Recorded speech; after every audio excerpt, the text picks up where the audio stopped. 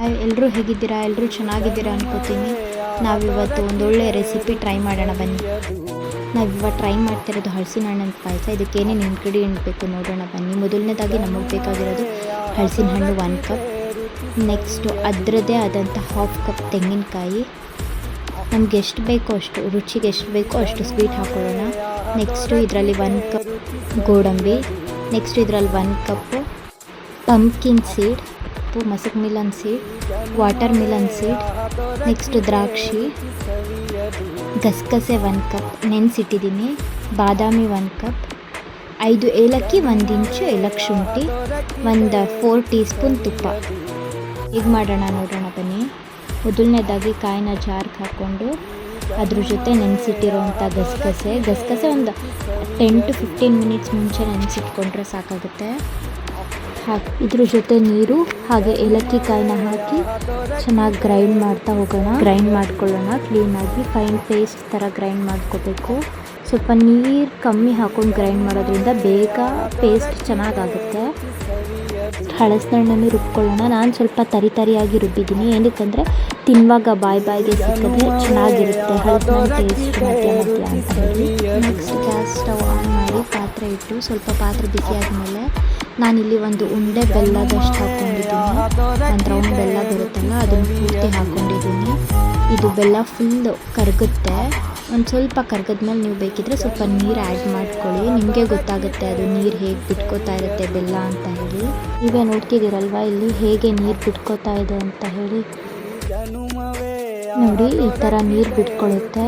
ಚೆಂದ ನೀರು ಬಿಟ್ಕೋಬೇಕು. ಹಾಗೆ ಬೆಲ್ಲ ಫುಲ್ಲು ಈ ನೀರಲ್ಲಿ ಕರಗಬೇಕು. ನೆಕ್ಸ್ಟ್ ಇದು ಕುದಿಯೋಕ್ಕೆ ಶುರು ಮಾಡಿದೆ. ಈ ಕುದಿಯೋಕ್ಕೆ ಶುರು ಮಾಡಿದ್ಮೇಲೆ ನಾವೇನು ತರಿಯಾಗಿ ರುಬ್ಬಿಟ್ಕೊಂಡಿದ್ದೀವಿ ನೋಡಿ ಹಲಸಿನ ಹಣ್ಣು, ಅದನ್ನು ಇದ್ರೊಳಗಡೆ ಹಾಕ್ಕೋಬೇಕು. ಇದನ್ನು ಫುಲ್ಲು ಪೇಸ್ಟ್ನ ಫುಲ್ ಹಾಕ್ಕೊಂಡು ಚೆನ್ನಾಗಿ ಕೈಯಾಡ್ತಾ ಬರೋಣ. ಕ್ಲೀನಾಗಿ ಒಂದು ರೌಂಡ್ ಕೈಯಾಡಬೇಕು. ಕ್ಲೀನಾಗಿ ಕೈಯಾಡೋದ್ರಿಂದ ಏನಾಗುತ್ತೆ, ಹಲಸಿನ ಹಣ್ಣೆಲ್ಲದಕ್ಕೂ ಬೆಲ್ಲದ ನೀರು ಸ್ಪ್ರೆಡ್ ಆಗ್ತಾ ಹೋಗುತ್ತೆ. ಚೆನ್ನಾಗಿ ಕೈಯಾಡಬೇಕು ಅಲ್ವಾ. ತರಿಯಾಗಿ ರುಬ್ಬಿರೋ ಹಲಸಿನ ಹಣ್ಣೆಲ್ಲ ಹಾಗೆ ಕಾಣ್ತಾ ಇದೆ. ಚೆನ್ನಾಗಿ ಕೈಯಾಡ್ತಾ ಹೋಗಬೇಕು. ಇದೊಂದು ಚೆನ್ನಾಗಿ ಫುಲ್ ಬೆಲ್ಲದ ಜೊತೆ ಮಿಕ್ಸ್ ಆಗೋವರೆಗೂ ಚೆನ್ನಾಗಿ ಕೈಯಾಡ್ತಾ ಇರಿ. ಅದಾದಮೇಲೆ ಸ್ವಲ್ಪ ನೀರು ಆ್ಯಡ್ ಮಾಡ್ಕೋಬೇಕು. ನಮಗೊಂದು ಸ್ವಲ್ಪ ಕನ್ಸಿಸ್ಟೆನ್ಸಿ ಬೇಕಲ್ವ, ಪಾಯಸ ಅಂದರೆ ಸ್ವಲ್ಪ ತೆಳ್ಳಗಿರ್ಬೇಕಲ್ವ, ಹಾಗಾಗಿ ನೆಕ್ಸ್ಟ್ ಇದಕ್ಕೆ ಕಾಯಿ ಹಾಲು ಏನು ರುಬ್ಬಿಟ್ಟಿದ್ದೀವಿ ಅದನ್ನು ಇದಕ್ಕೆ ಮಿಕ್ಸ್ ಮಾಡ್ತಾಯಿದ್ದೀವಿ. ಅದು ಫುಲ್ ಹಾಕಿ ನೆಕ್ಸ್ಟ್ ಆ ಬೌಲಿಗೆ ಸ್ವಲ್ಪ ನೀರು ಹಾಕಿ ಅದನ್ನು ಇದ್ರೊಳಗೆ ಹಾಕ್ತೀವಿ. ಹಾಕ್ಬಿಟ್ಟು ಕ್ಲೀನಾಗಿ ಕೈಯಾಡಬೇಕು. ನೀವು ಕೈಯಾಡದೆ ಬಿಟ್ಬಿಟ್ರಿ ಅಂದರೆ ತಳ ಹಿಡಿದ್ಬಿಡುತ್ತೆ. ಹಾಗೆ ಇದು ಸ್ವಲ್ಪ ಲೋ ಫ್ಲೇಮಲ್ಲಿ ಬೇಯಿಸೋದ್ರಿಂದ ತುಂಬ ಚೆನ್ನಾಗಾಗುತ್ತೆ.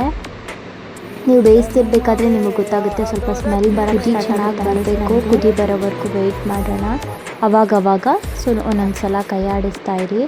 ಇಲ್ಲಾಂದರೆ ಹಲಸಿನ ಹಣ್ಣು ಕೆಳಗೆ ಅಂಟ್ಕೊಂಡ್ಬಿಟ್ರೆ ಕಷ್ಟ, ತಳ ಹಿಡಿದ್ಬಿಡುತ್ತೆ. ಹಾಗಾಗಿ ನೆಕ್ಸ್ಟು ಡ್ರೈ ಫ್ರೂಟ್ಸ್ನ ಒಂದು ಪಾತ್ರೆಯಲ್ಲಿ ಫ್ರೈ ಮಾಡಿ ಇಟ್ಕೊಳ್ಳೋಣ. 4 ಟೀ ಸ್ಪೂನ್ ತುಪ್ಪ ಹಾಕ್ಕೊಂಡಿದ್ದೀವಿ. ನೀವು ತುಪ್ಪ ಜಾಸ್ತಿ ತಿಂದರೆ ಹಾಕ್ಕೋಬೋದು, 5 ಟೀ ಸ್ಪೂನ್ನೇ ಹಾಕ್ಕೊಳ್ಳಿ. ನೆಕ್ಸ್ಟು ತುಪ್ಪ ಸ್ವಲ್ಪ ಕಾಯಿದ್ಮೇಲೆ ಎಲ್ಲ ಡ್ರೈ ಫ್ರೂಟ್ಸ್ಗಳನ್ನ ಹಾಕ್ಕೊಳ್ತಾ ಹೋಗೋಣ. ಮೊದಲನೇದಾಗಿ ಗೋಡಂಬಿ ಸ್ವಲ್ಪ ಫ್ರೈ ಆಗಬೇಕು, ಹಾಗಾಗಿ ನೆಕ್ಸ್ಟು ಬಾದಾಮಿನ ಹಾಕೋತಿದ್ದೀವಿ.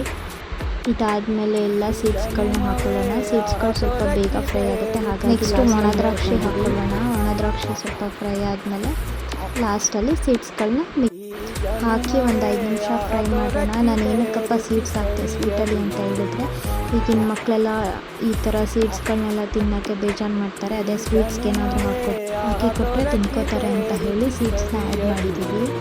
ಇವಾಗ ಇದು ಕುದಿ ಬಂದಿದೆ. ಈ ಕುದಿ ಬಂದಿರೋದಕ್ಕೆ ನಾವು ಡ್ರೈ ಫ್ರೂಟ್ಸ್ನ ಆ್ಯಡ್ ಮಾಡಿದ್ರೆ ನಮ್ಮ ಹಲಸಿನ ಹಣ್ಣಿನ ಪಾಯಸ ರೆಡಿ ಆಗುತ್ತೆ.